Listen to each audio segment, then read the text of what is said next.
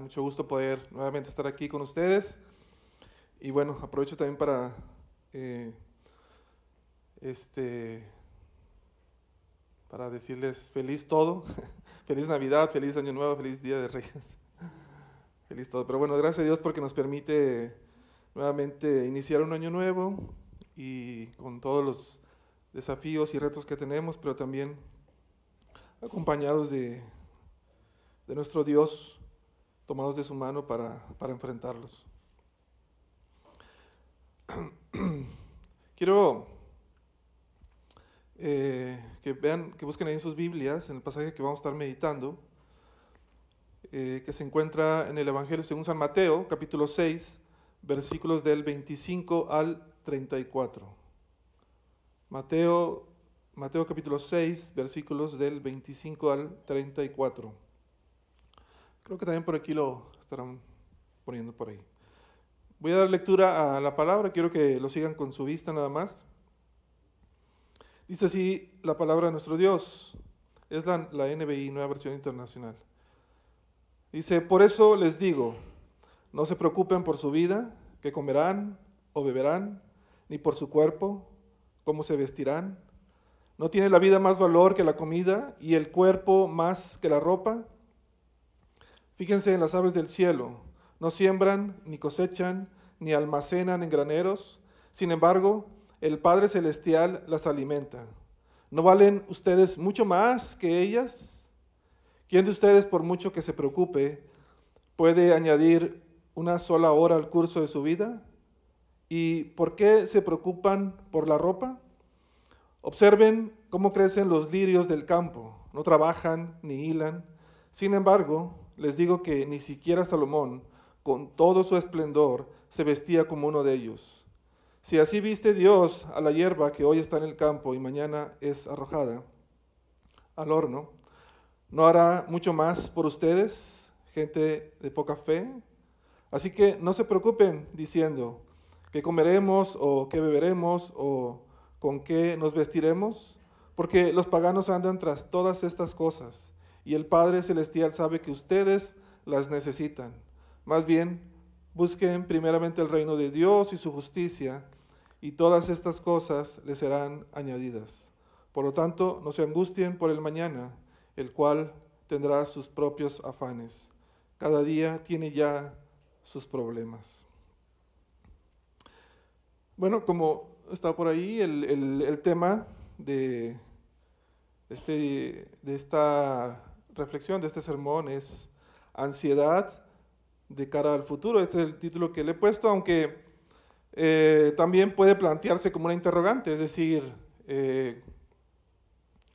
¿cómo podemos, o será que es posible vivir sin ansiedad, ¿no?, en nuestra vida de cara al futuro? Bueno, en eso vamos a estar meditando. Oremos a nuestro Dios. Señor, te pedimos que seas tú, Señor, a través de tu palabra, que nos hables a nuestras vidas, Señor, a nuestros corazones.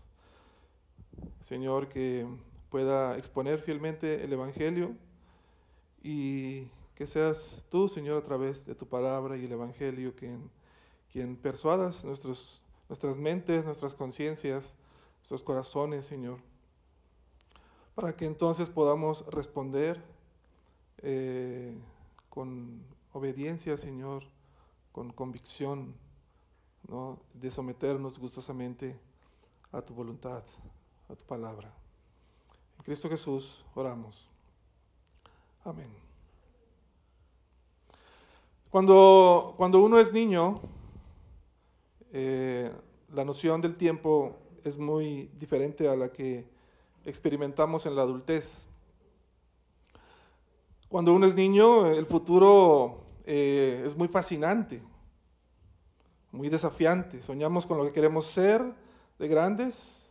Incluso cada vez que cumplimos años nos sentimos contentos, realizados. De hecho, hasta marcamos por ahí en el calendario los días transcurridos con este anhelo de crecer, con este anhelo de cumplir más años y por consiguiente ir cumpliendo algunos de nuestros sueños.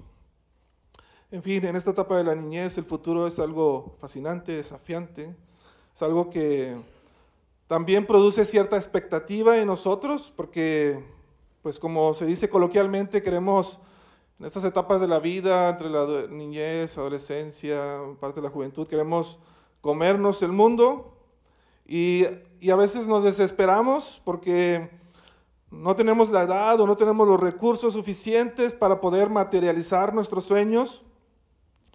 Y además parece que el tiempo pasa en cámara lenta, ¿verdad?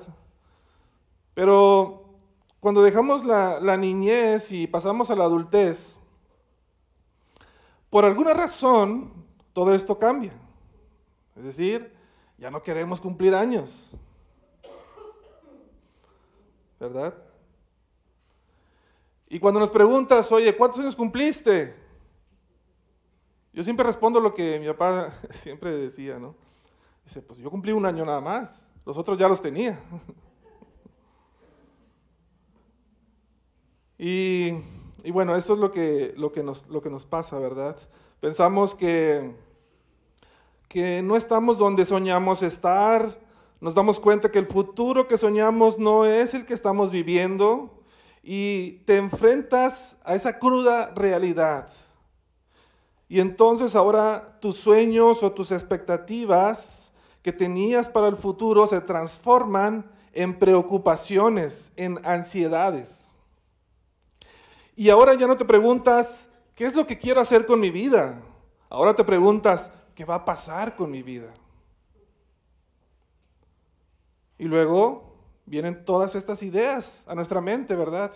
No me he casado, no he tenido hijos.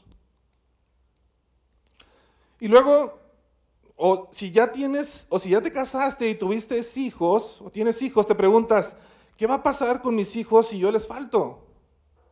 ¿De dónde vendrán nuestros ingresos cuando ya no podamos trabajar? ¿Será suficiente nuestra jubilación? ¿Quién nos cuidará? ¿Y si algún día me falta mi esposa o mi esposo? ¿Y si me faltan mis hijos? ¿Qué va a hacer de mí? O peor aún, ¿y si mis hijos se pierden? ¿Se dan cuenta cómo fácilmente podemos ser prisioneros de la preocupación o de la ansiedad de nuestra vida? Esta que produce el afán por el futuro de nuestra vida. Jesús dice, en el versículo 34 dice, no se angustien por el mañana, el cual tendrá sus propios afanes. Cada día tiene ya sus problemas. ¿Saben, hermanos, que lo que Jesús está diciendo aquí es que el problema proviene de un enfoque incorrecto de la vida? Es decir, tú no debes enfocar tu mirada en los problemas del mañana. ¿Por qué? Porque dice Jesús, es que ya hay suficientes problemas el día de hoy para que todavía tengamos que preocuparnos por los del mañana. ¿Por qué? Porque el mañana no nos pertenece. El mañana, hermanos, es del Señor. Entonces, lo que Dios quiere es que tú te ocupes del día de hoy, es decir, lo que Dios te ha dado hoy. No quiere que te preocupes por aquello que aún no te ha dado y que quizás te lo dé en el futuro.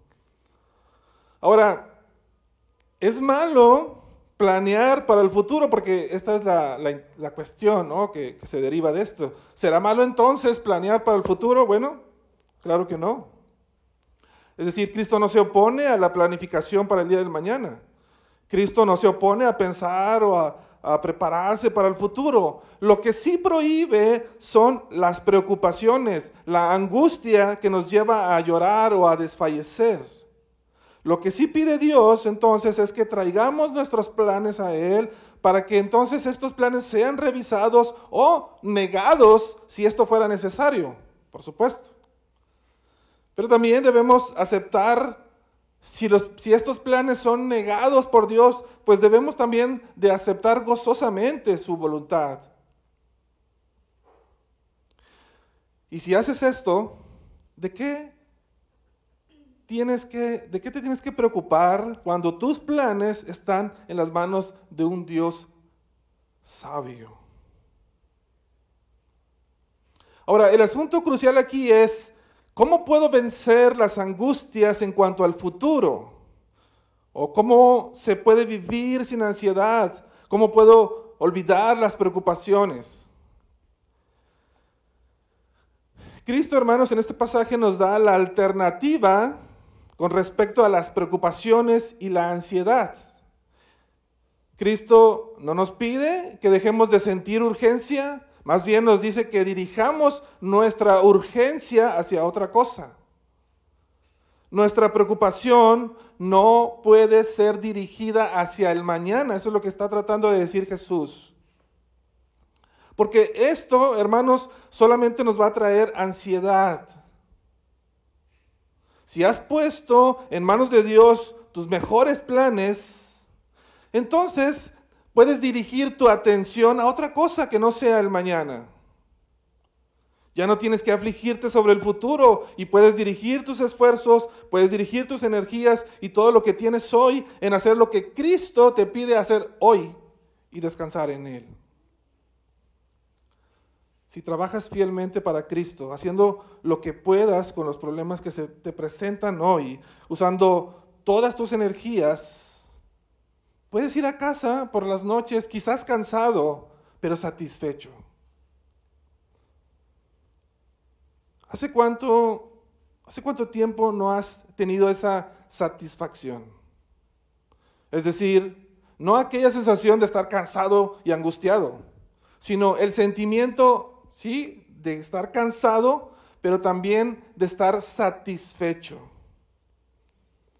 Recostándote al final del día sabiendo que has gastado tus energías como Dios manda. Bueno, en este pasaje, Jesús, antes de darnos la alternativa con respecto a la ansiedad, nos da primero dos razones del por qué no debemos estar ansiosos. Y la primera razón, o el primer ejemplo, es el ejemplo de las aves del cielo. Del versículo 25 al versículo 27 dice, por eso les digo, no se preocupen por su vida, que comerán o beberán, ni por su cuerpo, cómo se vestirán. ¿No tiene la vida más valor que la comida y el cuerpo más que la ropa? Fíjense en las aves del cielo, no siembran, ni cosechan, ni almacenan en graneros. Sin embargo, el Padre Celestial las alimenta. ¿No valen ustedes mucho más que ellas? ¿Quién de ustedes, por mucho que se preocupe, puede añadir un solo curso, una sola hora al curso de su vida? También es interesante que en el Evangelio según San Lucas, Lucas utiliza la palabra cuervos. Dice, fíjense en los cuervos. Hay una pequeña diferencia. Mateo dice aves y Lucas dice cuervos. Pero a mí la frase que me interesa es la frase que dice, por eso les digo. Indica que Jesús, por eso les digo, indica que Jesús está enlazando el pasaje anterior con este. Pero la pregunta es, ¿de qué está hablando Jesús en los versículos anteriores, antes del versículo 25? Bueno, en ese contexto inmediato, Cristo les está hablando a los discípulos sobre el peligro de poner nuestro corazón en las riquezas materiales. Y es teniendo esta idea en mente, esta idea aún en mente, que Cristo dice, no se preocupen por su vida, qué comerán o beberán, ni por su cuerpo, cómo se vestirán, porque esta relación, riquezas materiales, preocupación, es una relación causa y efecto. Es decir, siempre que pongamos nuestro corazón en las riquezas materiales, el efecto siempre será traer preocupación y ansiedad a nuestra vida. ¿Por qué? ¿Qué es lo que hace que el hombre quiera acumular tesoros? Bueno, en algunos casos se debe sencillamente a un espíritu de avaricia, de egoísmo, este afán de lujo, el deseo de disfrutar de muchas cosas. Pero no siempre es así. A menudo corresponde a una profunda ansiedad de cara al futuro. Preguntas como, ¿qué será de nosotros? ¿De qué viviremos en nuestra vejez? ¿Quién nos cuidará? Evidencian esta ansiedad. Es decir, mucha gente busca contestar a estas preguntas y calmar su ansiedad acumulando riqueza, ahorrando para afrontar ese futuro desconocido. Por eso Jesús, después de exponer el peligro de la avaricia, Jesús procede a exponer el peligro de la ansiedad. Jesús dice que además de no dedicarnos a la acumulación egoísta de bienes materiales, no debemos afanarnos cuando estos bienes materiales escasean. Es decir, tenemos que evitar ambos extremos. El materialismo, por un lado, de los que tienen mucho, y por el otro lado, la ansiedad de los que tienen poco. Porque en ambos casos permitimos que las riquezas ocupen el lugar que solo le corresponde a Dios. Por eso inmediatamente Jesús les plantea una pregunta retórica y les dice, ¿no tiene la vida más valor que la comida y el cuerpo más que la ropa? Esta es una pregunta retórica que obliga a los discípulos a contestarse a sí mismos. Y aunque Cristo presupone que los discípulos saben cuál es la respuesta a esta pregunta planteada, aún así Él les da dos ejemplos. Y el primero es el de las aves. Jesús dice, fíjense en las aves del cielo. No siembran, ni cosechan, ni almacenan en graneros. Sin embargo, el Padre Celestial las alimenta. Con este ejemplo de las aves, ¿a qué aspecto de su ser apela Cristo? Cristo está apelando a su providencia. Ciertamente las aves se dedican a la búsqueda de su comida, pero esta les viene provista por la mano de Dios, por la provisión de Dios. Son alimentadas por su Creador, a pesar de que estas aves no siembran, ni ciegan, ni recogen en sus graneros. Contrario a las aves, el hombre desgasta sus energías trabajando con ansiedad y preocupación, agobiado por los afanes de esta vida. Solo la fe y confianza en un Dios proveedor nos puede conceder la tranquilidad de cara al futuro.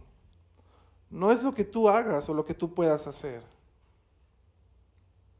Por eso, hermanos, haremos bien en aprender la lección de las aves. Obviamente no la de no trabajar, más bien la lección que debemos aprender de las aves es la de no trabajar con ansiedad, sabiendo y confiando que tenemos un Padre Celestial que nos sustenta. Ahora, tú puedes decir, bueno, está bien, pastor, pero yo no soy una ave. Es decir, mis necesidades son aún más complejas, son más complicadas que las de una ave. Y efectivamente así es. Por eso Jesús después dice, ¿no valen ustedes mucho más que ellas? Tú vales mucho más ante los ojos de Dios que un simple pajarito o cuervo. Y ese valor radica primero porque tú eres creación de Dios. Tú fuiste hecho a su imagen y semejanza. Pero también ese valor radica en este gran amor manifestado de Dios a través de Cristo. Por eso Él vino y estuvo entre nosotros y murió en una cruz. Por ese gran amor que Él tiene por ti. Jesús no murió en esa cruz por la ave o por los animalitos. Jesús muere por ti principalmente. Aunque la redención tiene que ver con todas las cosas.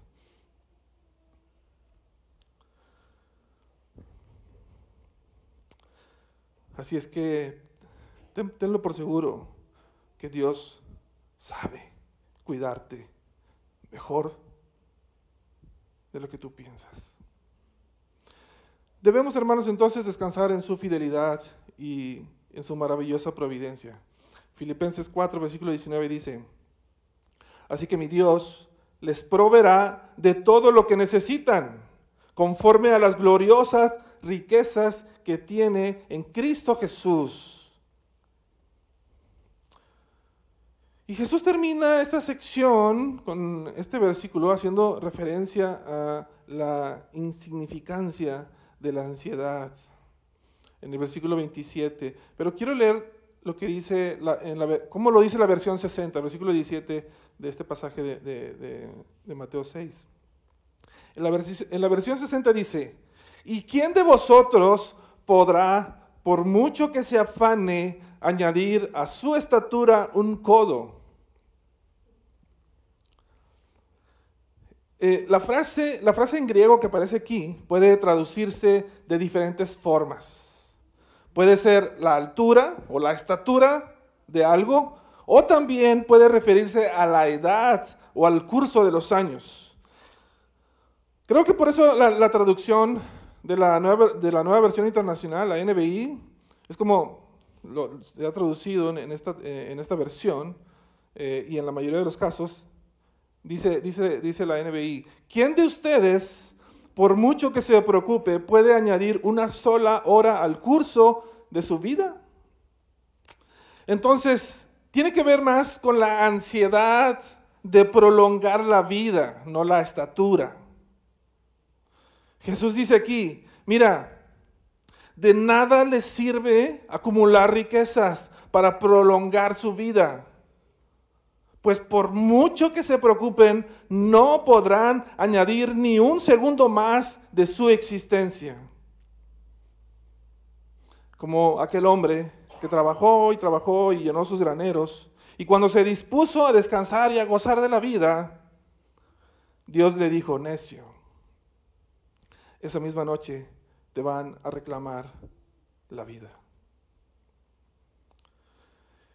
El segundo ejemplo que da Jesús, por el cual no debemos estar ansiosos, es el ejemplo de las flores del campo.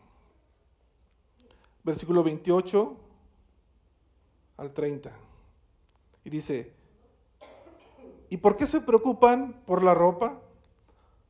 Observen cómo crecen los lirios del campo, no trabajan ni hilan.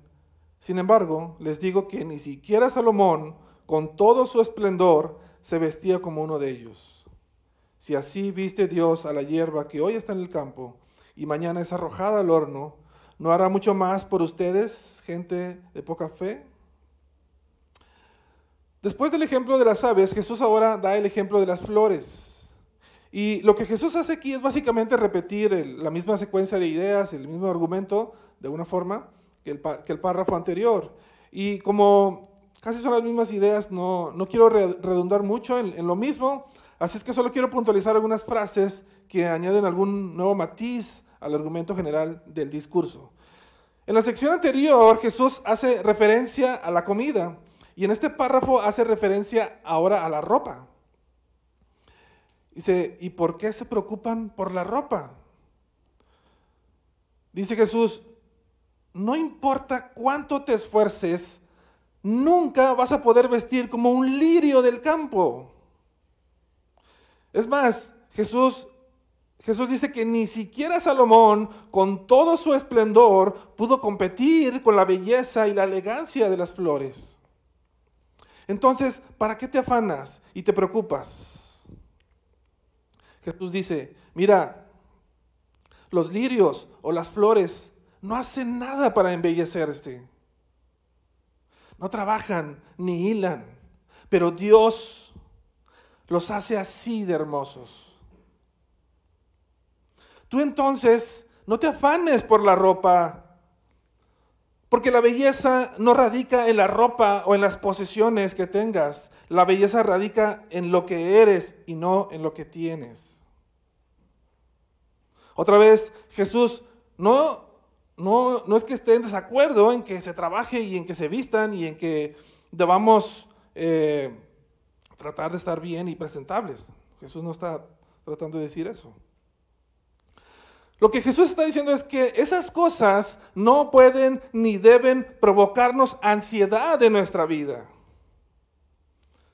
¿Por qué? Porque la ansiedad solo revela en dónde está puesto tu corazón o nuestro corazón.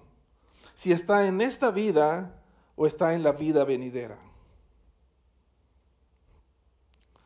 Ahora, no solamente Jesús hace referencia a la belleza o a la elegancia de estas flores, sino también Jesús hace referencia a la brevedad de su existencia.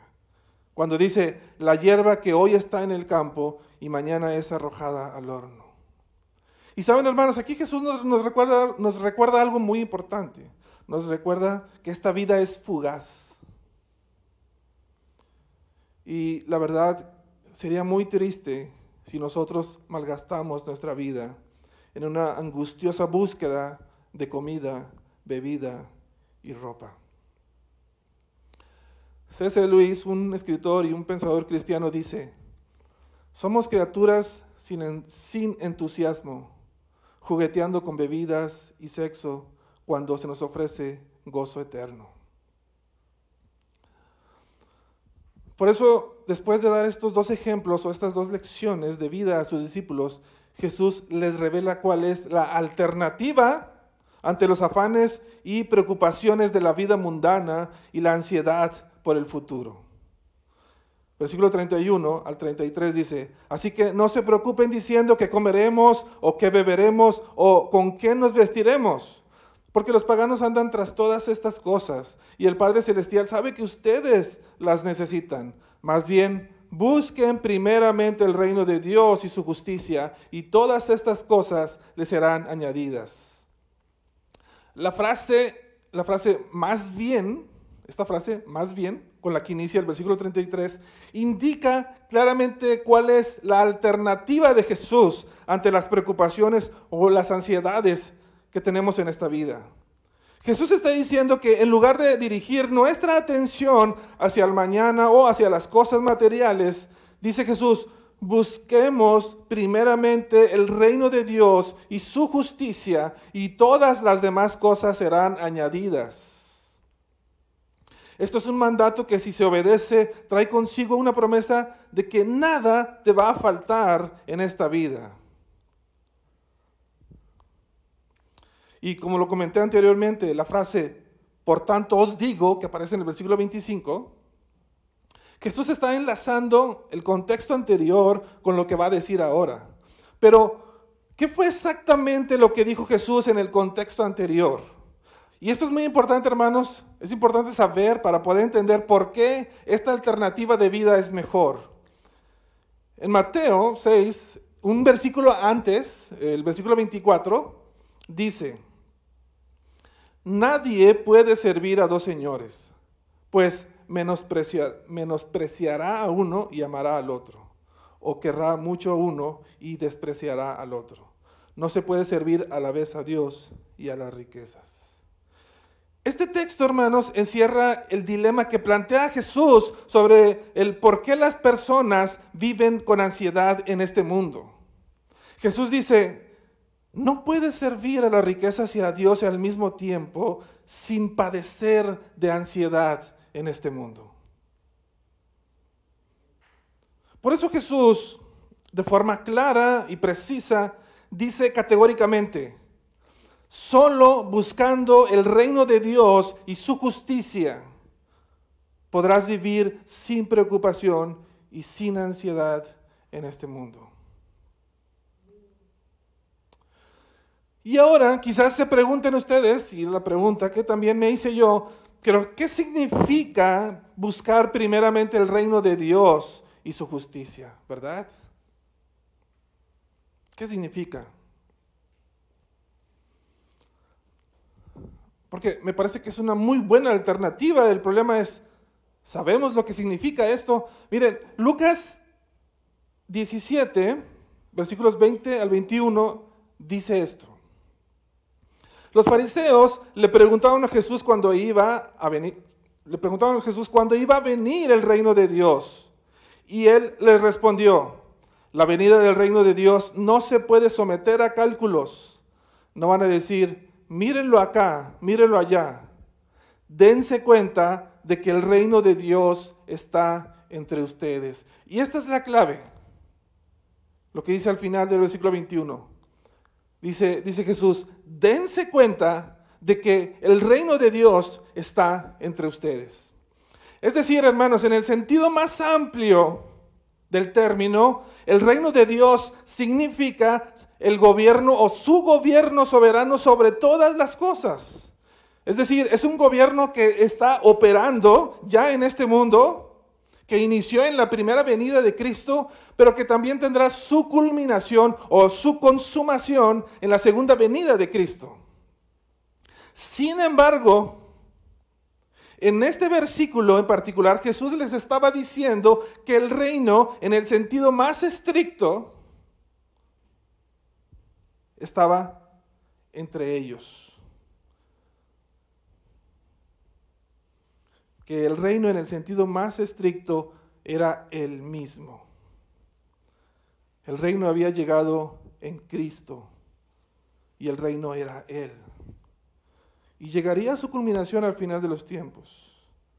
De hecho, Jesús mismo, si ustedes lo recuerdan, en la oración modelo, cuando Jesús les enseña a sus discípulos a orar, Jesús les dice que deben o que debían orar. ¿Por qué? Por la venida del reino, ¿verdad? Y que se hiciera su voluntad, como se hace en el cielo, también aquí en la tierra. Entonces, hermanos, si en el sentido más estricto Cristo es el reino, buscar primeramente el reino de Dios no significa que debamos buscar a Cristo, aunque pareciera ser lo más lógico. Y digo que no significa que debamos buscar a Cristo, ¿por qué? Porque Él es quien te busca a ti primero. Tú no eres el que lo buscas a Él, o tú no iniciaste esa búsqueda. Él fue el que te buscó a ti primero. Pero entonces, ¿qué significa buscar primeramente el reino de Dios? Bueno, buscar primeramente el reino de Dios, en este sentido, digamos, significa entender que Cristo debe ser la prioridad número uno en nuestras vidas. Nada ni nadie debe ocupar el lugar que le corresponde a Cristo en nuestra vida.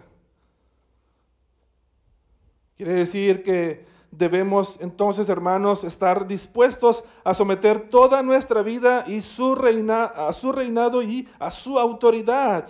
Quiere decir que debemos estar dispuestos a renunciar a todo por Él. ¿Por qué? Porque Él renunció a todo por cumplir con la voluntad del Padre, que era morir en una cruz para traer la salvación a todo aquel que se arrepienta y crea en Él. Si tenemos a Cristo en nuestra vida, lo tenemos todo. Si no tenemos a Cristo, no tenemos nada. Quiero terminar con estas palabras de Cristo que ejemplifican descriptivamente lo que es buscar el reino de Dios y su justicia. En Mateo capítulo 16, versículo 24 dice: luego dijo Jesús a sus discípulos: si alguien quiere ser mi discípulo, tiene que negarse a sí mismo, tomar su cruz y seguirme. Y lo que esto nos enseña, hermanos, es que el llamado de Cristo a seguirle es un llamado tan radical, porque demanda que Cristo sea tu prioridad por encima de todo. Demanda prioridad sobre tu carrera, demanda prioridad sobre tu familia, demanda prioridad sobre tus hijos, sobre tu negocio, sobre tus finanzas, sobre tus sentimientos, sobre tu plan de vida. En otras palabras, Cristo demanda ser la pasión suprema de tu vida o en tu vida. Es decir, no hay espacio para negociar qué áreas sí o qué áreas no. Pero cuando entonces, como dice Jesús, en esta alternativa para no lidiar con la ansiedad y con todo lo que conlleva, no buscamos a Dios primeramente, es decir, no ponemos a Cristo sobre todas las cosas. Si ponemos en ese lugar algo que no sea Cristo, siempre vamos a lidiar con la ansiedad y con la preocupación, siempre. Y lo digo principalmente por mí, no lo digo por nadie más.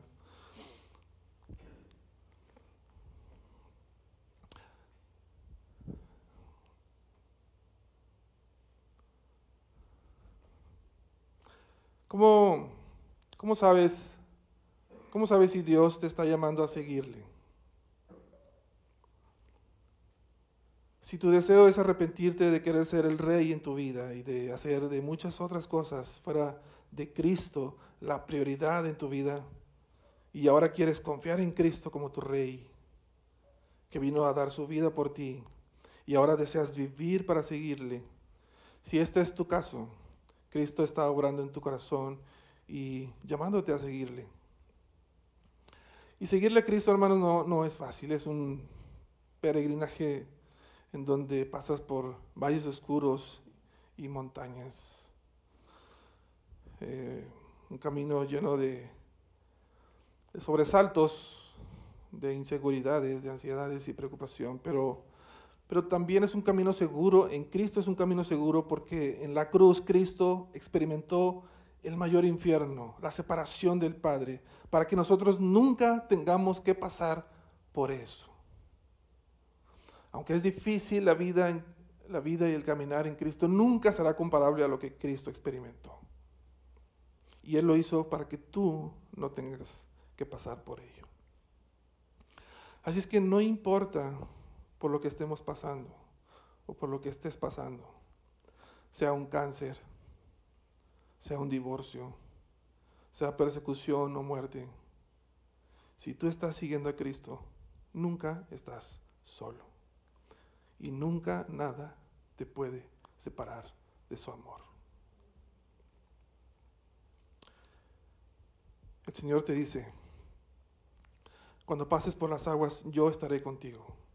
Y si pasas por los ríos, no te cubrirán. Cuando pases por el fuego, no te quemarás, ni la llama te abrazará, porque yo soy el Señor tu Dios, el Santo de Israel, tu Salvador. Solo cuando entendemos lo que Cristo hizo por nosotros al dar su vida en la cruz para el perdón de nuestros pecados, es entonces que podemos realmente buscar primeramente el reino de Dios y su justicia. Y así todo lo demás vendrá por añadidura. Quiero terminar con las palabras del apóstol Pedro en su primera carta, en el capítulo 5, versículo 7, que dice: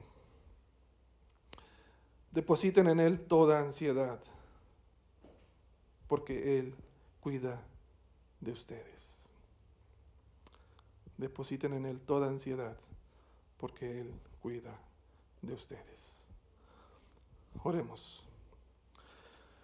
Señor, ayúdanos a confiar y a descansar en ti, a depositar toda nuestra ansiedad y toda nuestra preocupación por ese futuro incierto y para buscar primeramente tu reino. Ayúdanos, Señor, a tomar nuestra cruz, saber que el camino no es fácil, que tendremos luchas, caídas, pero tú estarás ahí para extendernos tu mano. Ayúdanos, Señor, a tomar nuestra cruz y seguirte, sabiendo que tú siempre cuidarás de nosotros, porque tú eres nuestro Señor, porque tú eres nuestro Padre, porque tú eres nuestro proveedor, porque tú eres nuestro pastor, nuestro buen pastor. Tú eres el Santo de Israel, nuestro Salvador. Ayúdanos, Señor, sobre todo, yo no sé cuáles sean los retos que tu iglesia tenga, Señor, en este nuevo año, las familias, Señor, aquí presentes, o las personas que están solteras también, o que estamos solteras y que tenemos también todas estas ideas y preocupaciones en nuestras vidas. No sé, pero tú mejor que nadie sabes, Señor, y conoces todas y cada una, Señor, de las circunstancias en las que nos encontramos y todas y cada una de nuestras preocupaciones y nuestras ansiedades. Así es que, Señor, pues en esta hora venimos, Señor, como dice el apóstol Pedro, a traer, a descansar en ti, Señor, a depositar en ti toda nuestra ansiedad, sabiendo que tú cuidas, que tú siempre cuidarás de nosotros. Tú siempre cuidarás de tu pueblo, de tus hijos. En Cristo Jesús, Señor, te pedimos todo esto. Amén.